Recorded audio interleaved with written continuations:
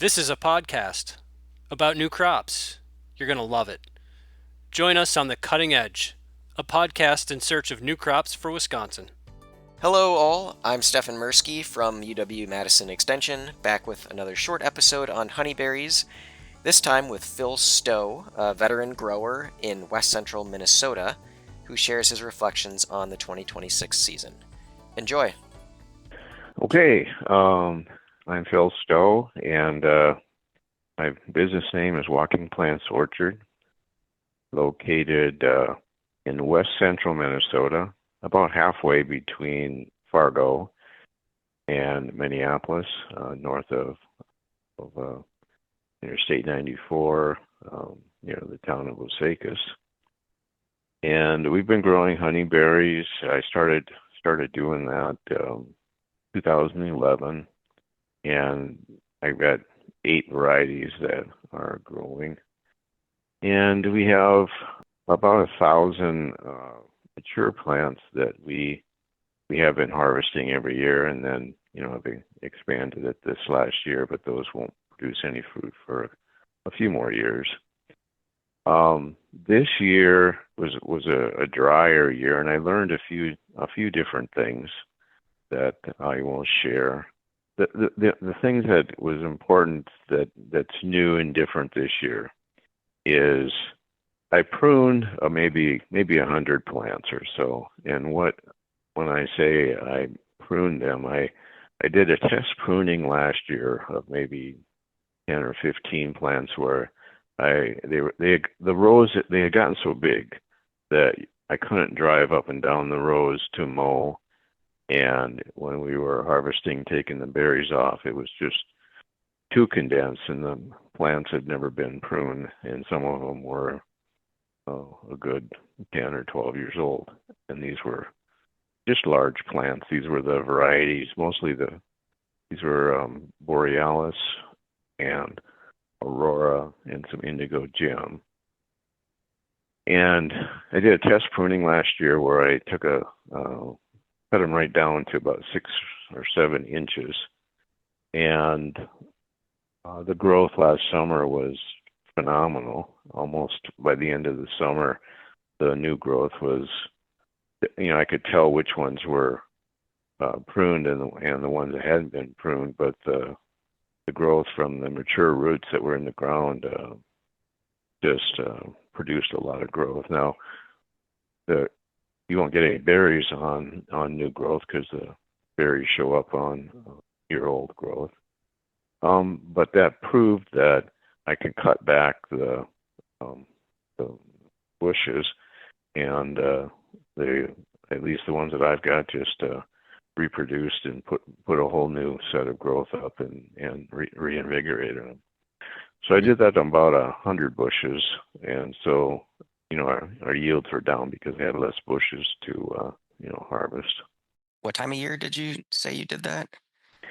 Oh, after the snow was gone, before there was any bud break or any, you could probably see a little bit of bud break, but so it was after the snow was gone. It was starting to warm up. And here, where I'm located in growing zone 4A, I think it is, that would have been about second week or third week in March.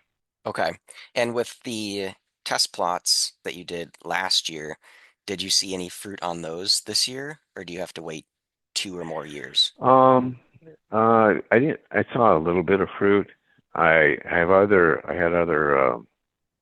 had a windstorm that came through, and we had the pollination that we had this year was hindered for 2 different reasons, and so I didn't have a lot of fruit set on really anything. We were down maybe 30 to 5 or 40% of what it normally is.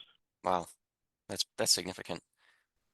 Yeah, it's a year to acknowledge and make some changes and figure out what to do different next year. My takeaway was there's 2 things. Normally, I would have about 30 hives of bees placed near the orchard, and the bee man they're scaling back tremendously. So there was no honeybees here, Mm. and they usually are active second week of May, sometimes the first week, depending on the temperatures. And we also had a lot of wind and rain and cold when everything was flowering. So I just don't think I got a very good pollination set at all. So next year I'm going to get bumblebees. There's a place that I can order bumblebees, and they're okay for this area, and they come in cardboard boxes. I Okay. haven't done that before, but I know of other growers out west that have done that, and the bumblebees will they don't go right down the road. They go from one road to the other, and they go all over the place, and they also are out when it's cold, Right. 45 degrees, 50 degrees, and that's the type of weather that we had this year, and I didn't get a very good pollination set, so that's what I'm thinking. That's my plan to correct that for next year. Yeah. Okay. So, is there anything else that you tried this year or learned that was noteworthy? Well, we had real dry here, and there was also a lot of heat. So by the time I had people ready to help, we were probably already a week late in the ripening. So we could have went earlier and had less droppage and overripeness by the time we got everything done. So in a nutshell, what I'm saying is we could have moved things up a week and started earlier. When That did would you that would have start? helped. We didn't really start until about, I want to say June 28th or 29th, about in that area. Normally Mm, we start around the 20th or 23rd, just depends on the weather, which is roughly about a week earlier. yeah. Did you see a lot of fruit drop before you got Not so to the? much fruit drop because there wasn't a lot of fruit on there because of pollination, but the last days that we were taking fruit off, was wasn't a lot of fruit on, so it either dropped off, and what was coming off was already getting pretty juicy because of the heat. Even early in the morning, we had really a lot of heat. Early part of July. How long was your harvest window? Mm, when it was ready, or what we did. It's usually 2 weeks to 3 weeks, depending on when we start. And if it gets really hot in July, then it shortens it up because it can get so hot that they're overripe and they start juicing on the plants. Yeah. Did you notice any kind of standout varieties this year? Or, yeah, were there any observations about the different varieties and how they performed given the hot, dry weather? Yeah, I think the earlier varieties, Indigo Gem, Aurora, Honeybee, all were standouts.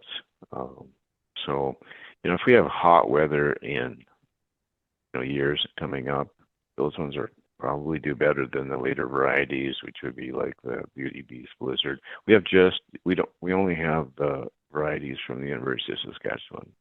Yeah. Cool. Well, what's left? What are you still planning on doing in the honeyberries this year? Yeah, really, uh, I'm not planning on maintaining or doing any upgrades on the plants in the ground until maybe I do some pruning next March. Cool. And Um, I wanted to ask you, I know you took a big trip to Canada and visited some farms up there that are growing at scale and doing mechanical harvesting. I was just wondering if you had any key insights from that trip that you wanted to share. It's just amazing. The scale is just completely different. Like, so one of the farms I visited is 40 times larger than what I'm doing here. So when I've got micro scale compared to that. So when you start considering if you were to add more capacity and more plants, you'll have to consider different ways of harvesting and processing and what you actually end up doing with the fruit. So it's just a whole different scale. And if you start going into that, then you have a whole different set of questions that have to be answered and dealt with. So it was really interesting to see an operation like that and how they deal with it. It's just very different than the small scale that we have here. Yeah. Did you learn anything that you feel like you would like to implement on your own farm? There's a bunch of things I'd like to implement. It takes time. When you put new plants in the ground, it's 3 years before you get anything.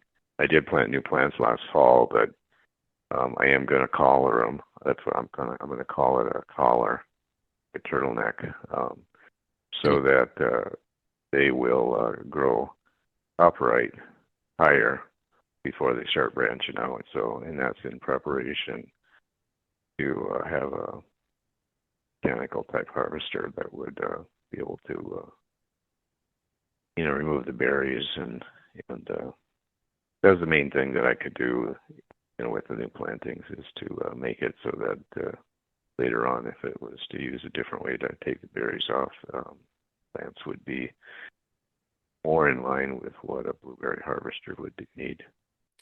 What kind of collar would you put around them?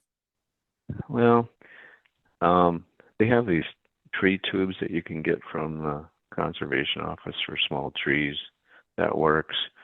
I was thinking about wrapping cardboard around them and with twine, something that's biodegradable, and should work. But then I have to cut cardboard, and I haven't done any of this yet, so it's kind of like go out and figure it out.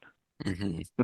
I don't want a bunch of plastic that I got to clean up, but so I'll be looking at different materials and getting ideas on what might work and what might not work. Yeah. Cool. Well, that's exciting to hear that you're thinking about mechanical harvesting at some point. All right. Thanks, Phil. Yeah, really appreciate it. Nice chatting with you. Brought to you by the University of Wisconsin-Madison Division of Extension.